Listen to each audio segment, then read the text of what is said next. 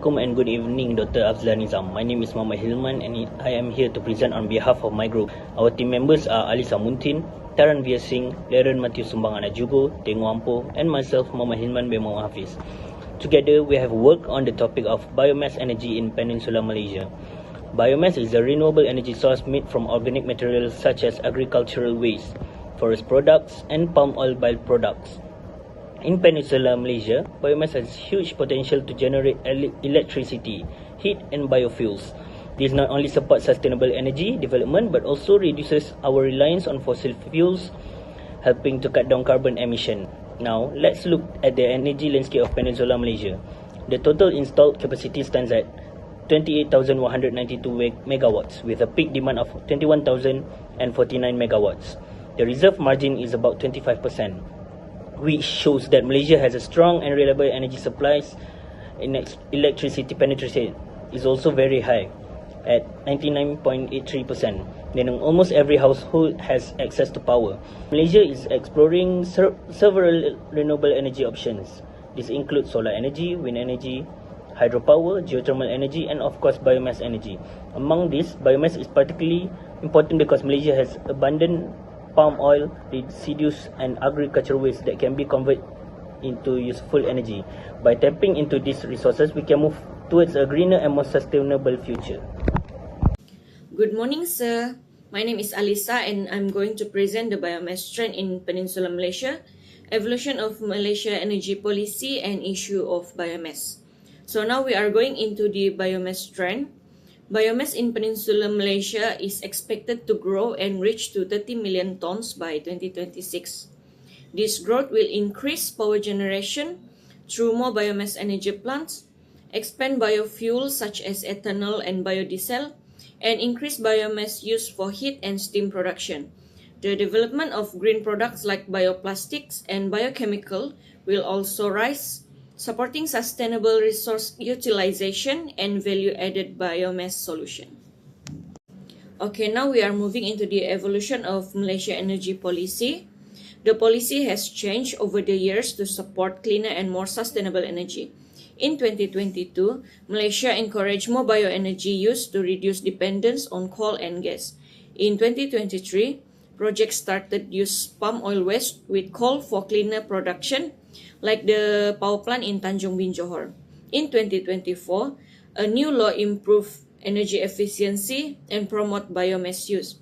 In 2025, stricter rules and support for biomass projects were introduced.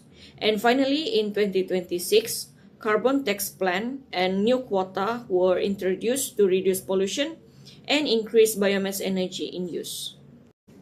Moving into the biomass issue, the first one is biomass have a high moisture content, which makes the wet biomass difficult to process. Next, lignocellulosic materials are hard to convert into energy because of their complex structure. There is also a lack of efficient digesters to process biomass effectively.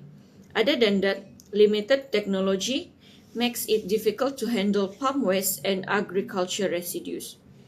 Environmental concerns such as emissions, land use, and waste can also occur. And the last one is biomass project face economy challenges because of the collections and conversions costs are high. Hello, good morning, sir. My name is Tengu Ampo. Today I will present on advantages and disadvantages of biomass energy. The advantages of biomass energy first is renewable and sustainable. Biomass rely on material that naturally replenish, such as fast-growing trees and crops. And second is waste reduction. It converts organic waste into a usable power rather than filling up landfill. The third one is the reliability. Unlike the other RES energy, biomass dispatchable energy source that can generate power consistently regardless of the weather condition. The fourth one is energy security. It can be sourced and processed locally and reduce reliance on imported fossil fuel. And the disadvantages of the biomass energy is lower energy efficiency, which many biomass fuel have higher moisture content and are less energy dense than fossil fuel. Then second one is requires space and water. Gathering and processing biomass requires substantial land and significant amount of water.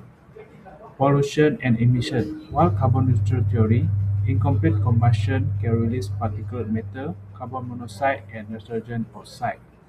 The fourth one is high cost. Establishing large-scale utility plant and the infrastructure needed to collect, transport, and store biomass can be prohibitively expensive. The first challenge of the biomass energy is infrastructure adoption. The primary fuel, ethanol, is the one only biofuel likely available at a massive scale in the next 5 to 10 years. Then vehicle capability. Achieving near-term consumption potential require using E85, 85% of ethanol. This demand a fleet of flexible fuel vehicle and entirely upgraded refueling capability at gas stations.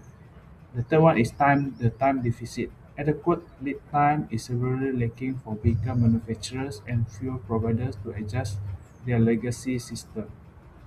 The second challenge is supply chain and logistical friction. First is collection, densification, transport, and processing.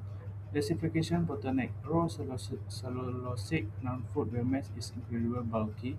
Effective technologies to densify, stabilize, handle, and store this material must be developed for the industry to expand. Then transportation friction.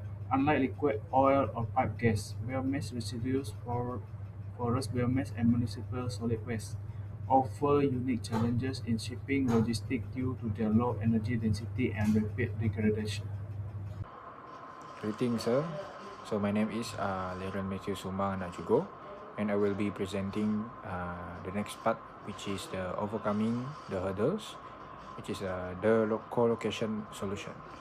The strategy is integrating the advanced facilities with existing infrastructure, and then the execution, co-locating new second generation biofuel plants directly alongside established first generation ethanol plants.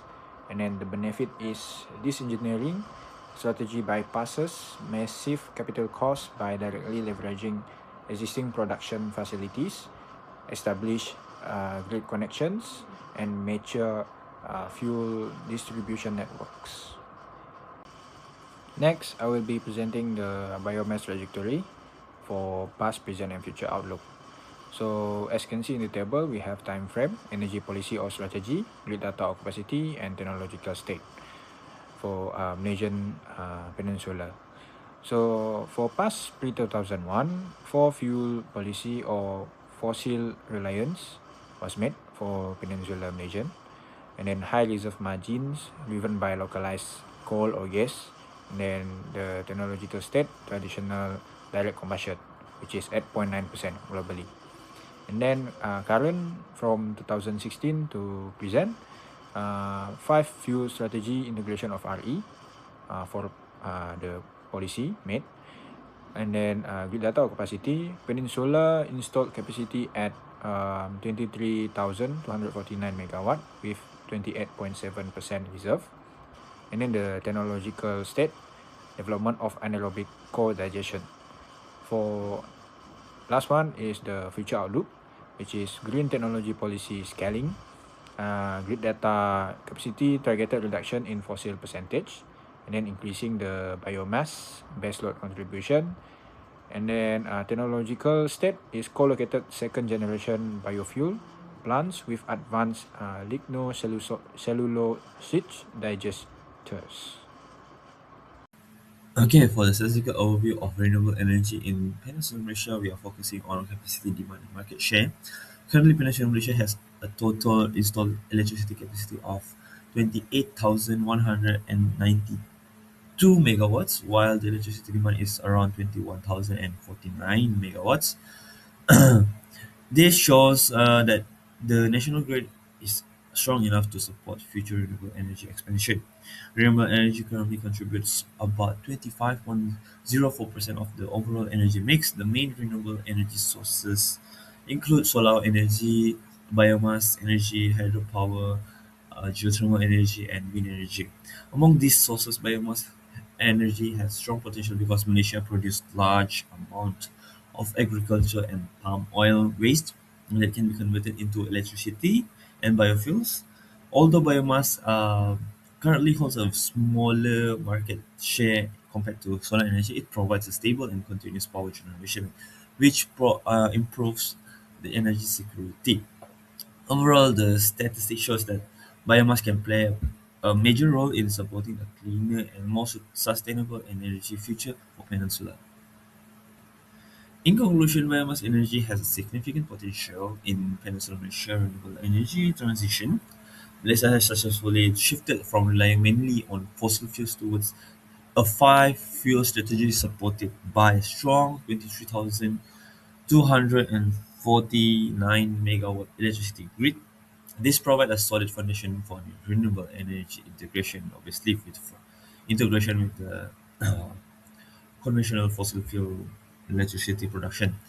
However, several bottlenecks still exist. Although Malaysia has abundant biomass resources such as palm oil residue and agriculture waste, challenges in chemical conversion processes and transportation logistics continue to limit large-scale implementation.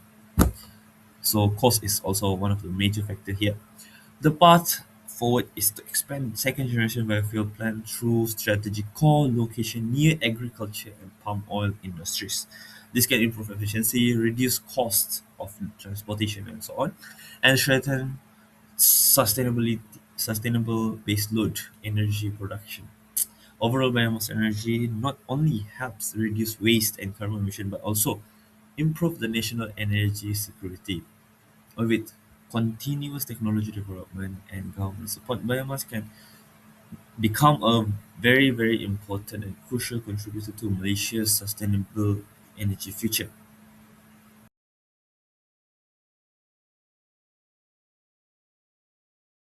That's all from us. Thank you.